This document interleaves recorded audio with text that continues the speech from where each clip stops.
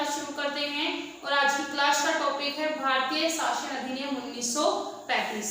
1935 हमारे लिए पढ़ना बहुत जरूरी है क्योंकि इससे हमारे संविधान में बहुत सारी चीजें ली गई हैं।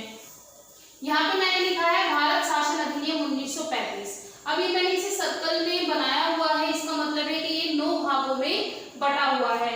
भारत शासन अधिनियम 1935 आपको पता है श्वेत पत्र में संशोधन से बना था और ये सारा किसने दिया था आपको पता होगा, साइमन आयोग ने श्वेत पत्र तैयार करके दिलाया था और उसमें ये सारी चीजें हमें मिली थी। तो भारत शासन अधिनियम का सबसे पहला था केंद्र में द्वित्व शासन प्रणाली का आरंभ, यानी कि केंद्र 2 तरह के शासन का आरंभ हो गया था। सबसे पहला था संघीय विषयों पर स्थानांतरित और आरक्षित के रूप में विभाजन। संघीय टोटल सीटें थी उनका कोई परसेंट या कोई रिजर्व सीट जो थी वो दलित के पास थी और बाकी सारी सीटें किसके पास थी, निर्वाचन के पास थी। दूसरी आती है दलित जाति, महिला और मजदूर वर्ग के लिए पहली बार निर्वाचन की व्यवस्था की गई, यानी कि ये आपके लिए इम्पोर्टेंट है कि दलित जाति, महिला, मजदूर वर्ग के लिए पहली बार निर्वाचन की व्यवस्था हुई। कब हुई? 1935 में हुई। अब तीसरा आते हैं लोक सेवा आयोग का गठन, कि लोक सेवा आयोग का गठन कब हुआ। अब इसमें भी 3 पॉइंट है, कौन कौन से? केंद्र में संघ लोक सेवा आयोग, यानी कि अगर केंद्र में कोई काम करेगा तो वो किस नाम से करेगा? संघ लोक सेवा के नाम से करेगा। तथा राज्य में राज्य लोक सेवा आयोग, अगर आप केंद्र में काम कर रहे हैं तो संघ के नाम से करेंगे और राज्य में कर रहे हैं तो राज्य लोक सेवा के नाम से करेंगे। तीसरा था 2 या 2 से अधिक राज्यों के लिए संयुक्त सेवा आयोग। अगर आपको लगता है कि राज्य छोटा है और इसे एक अलग सरकार बनाने की जरूरत नहीं है तो 2 राज्यों को मिलाकर एक आयोग बनाने को क्या कहेंगे? संयुक्त सेवा आयोग। अभी द्वित्व शासन का आरंभ, यानी कि संघीय में स्थानांतरण अलग था और आरक्षण अलग था, कि कुछ सीटें आरक्षण की होंगी और कुछ सीटें आपकी किसकी होंगी? निर्वाचन से होंगी। दूसरा था दलित जाति के लिए, महिलाओं के लिए, मजदूरों के लिए निर्वाचन की व्यवस्था, कि अब ये लोग निर्वाचन कर सकते थे, वोट दे सकते थे और वोट ले भी सकते थे। तीसरा था लोकसभा आयोग का गठन, अगर आप केंद्र में काम कर रहे हैं तो संघ के नाम से करेंगे, राज्य में कर रहे हैं तो राज्य लोक सेवा के नाम से करेंगे और 2 राज्यों को मिलाकर एक बनाया जा रहा है तो किसके नाम से करेंगे? संयुक्त लोक आयोग के नाम से करेंगे। चौथे पे आ जाते हैं संघीय न्यायपालिका का प्रावधान, कि एक केंद्र में यानी कि पूरे देश के लिए एक न्यायपालिका का प्रावधान हो गया था। क्या था? 1937 में संघीय न्यायपालिका की स्थापना कब हुई थी? 1937 में, यानी कि इस अधिनियम के 2 वर्ष बाद संघीय न्यायपालिका की स्थापना हुई। इसमें क्या था? प्रथम मुख्य न्यायाधीश कौन थे?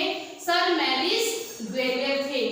रिजर्व बैंक की स्थापना, देखिए 5वां इंपोर्टेंट है कि रिजर्व बैंक की स्थापना कब हुई? तो 1935 में हुई, जिसका उद्देश्य क्या था? देश की मुद्रा और शाख को नियंत्रण में करना। देखिए 5वां आपके लिए इंपोर्टेंट है, रिजर्व बैंक की स्थापना। आपसे पूछा जाए रिजर्व बैंक की स्थापना कब हुई? तो 1935 में हुई। इसका मुख्य उद्देश्य क्या था? तो देश की मुद्रा और शाख को नियंत्रण में करना, यानी कि आपकी जो फाइनेंशियली चीजें हैं उन्हें कंट्रोल करना, इन चीजों को आराम से डिस्ट्रीब्यूट करना। कर लेंगे। अब 6 आता है इंग्लैंड में भारत परिषद की समाप्ति।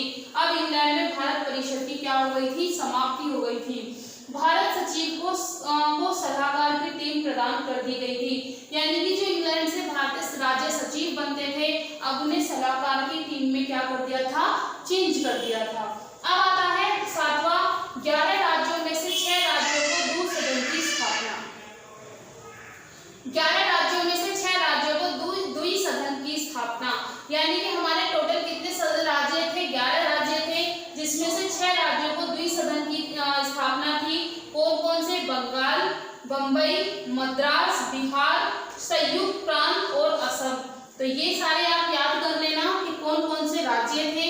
6 थे, पहला बंगाल था, दूसरा बंबई था, तीसरा मद्रास, चौथा बिहार, 5वां संयुक्त प्रांत और 6ठा असम। फिर उसके बाद हम आते हैं 8वें पे, अखिल भारतीय संघ की स्थापना।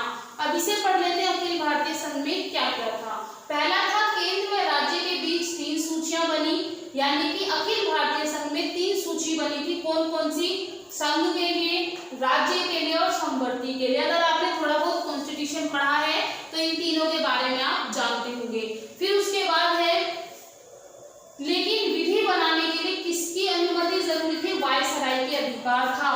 अभी भी विधि कौन ही बनाएगा, अभी भी विधि वायसराय ही बनाएंगे।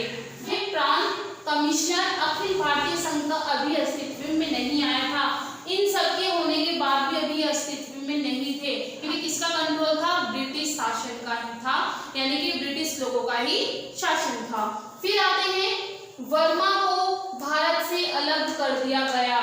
भारतीय शासन अधिनियम 1935 का मोस्ट इंपोर्टेंट कि वर्मा को भारत से अलग कर दिया गया। कर लेंगे। लास्ट बचता है प्रांतों में द्वैत शासन की समाप्ति, प्रांतों का उत्तरदायी सरकार की स्थापना, यानी कि प्रांतों में जो द्विसदन था, एक ब्रिटिश और एक राजा, इन दोनों को खत्म करके वहां पे एक सरकार बना दी गई थी। तो 1935 में मैंने अभी तक जो आपको पढ़ाया मैं एक बार फिर से रिवीजन करा देती हूँ। पहला था केंद्र में द्विशासन प्रणाली का, यानी कि पहली चुनाव से और दूसरी आरक्षण से।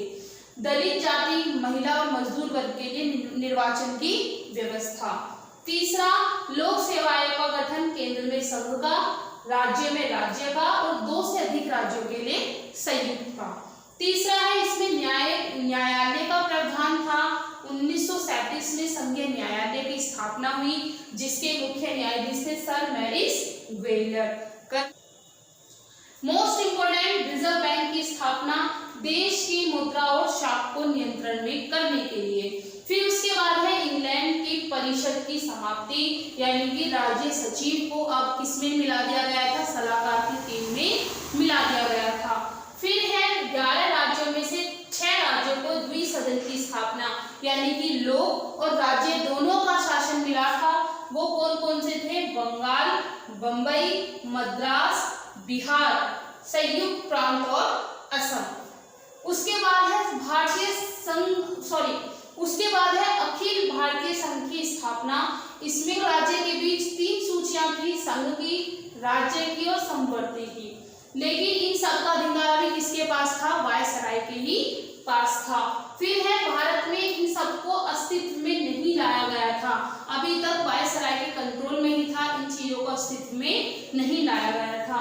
इसी में है वर्मा को भारत से अलग कर दिया गया था। अब लास्ट है प्रांत में द्विशासन की समाप्ति, यानी कि जो राज्य और राजा के बीच विद्रोह चलता था उसे खत्म करके एक सरकार को बना दिया गया था कि एक बंदा ही पूरे राज्य पर क्या करेगा, शासन करेगा। तो अगर आपको समझ में आया हो तो लाइक, शेयर और सब्सक्राइब कीजिएगा।